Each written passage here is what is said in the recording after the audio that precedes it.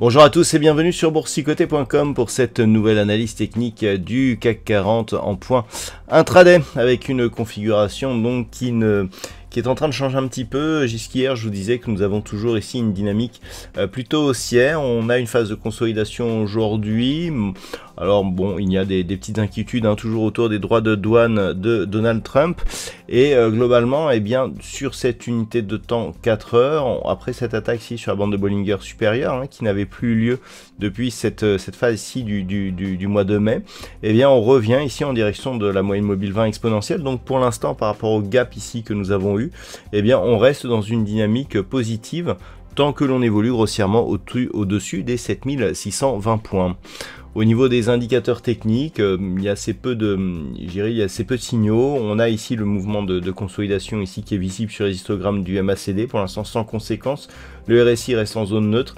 Les volumes s'équilibrent, on a des volumes qui montent légèrement, mais ça reste assez peu perceptible. Donc un mouvement ici qui pour l'instant ne change rien par rapport à la tendance globale.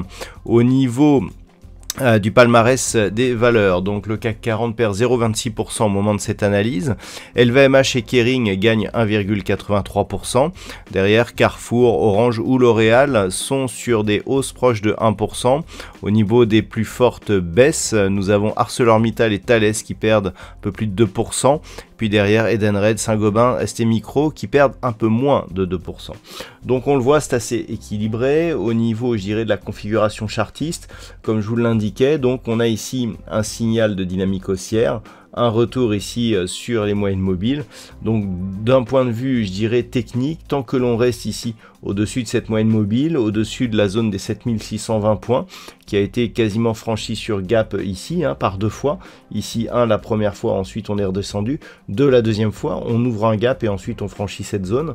Eh bien, on pourra considérer que d'un point de vue de la dynamique très court terme, eh bien, ça reste plutôt positif. Donc les points à surveiller pour aujourd'hui, cette zone intermédiaire ici des 7670 points, zone qui a été franchie là ce matin, on s'est juste arrêté dessus hier. Si cette zone est reprise rapidement, eh bien on pourra continuer à viser ici un retour, voire un franchissement de la zone des 7725 points. Je rappelle que la perspective, c'est un retour ici dans cette zone 7725, 7855 qui est une zone assez neutre d'un point de vue, je dirais, un peu plus global, et on reprendra un biais positif au-delà des 7855 points. A l'inverse, si les cours repartent ici sous 7620, eh bien il y aura donc un affaiblissement, voire une annulation de cette dynamique, de ce début de dynamique haussière qui serait totalement confirmé sur une rupture de la zone des 7525 points.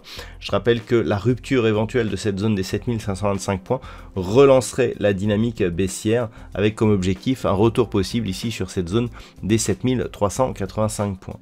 Voilà donc ce que l'on peut dire sur la configuration technique du CAC 40 pour ce matin.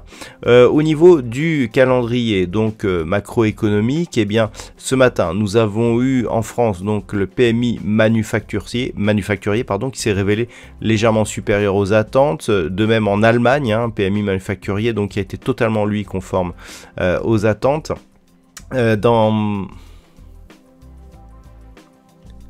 À 11h, nous aurons les chiffres de l'inflation pour la zone euro. Et puis cet après-midi, donc du côté des États-Unis, il y a une intervention de Jérôme Powell donc, qui est prévue à 15h30.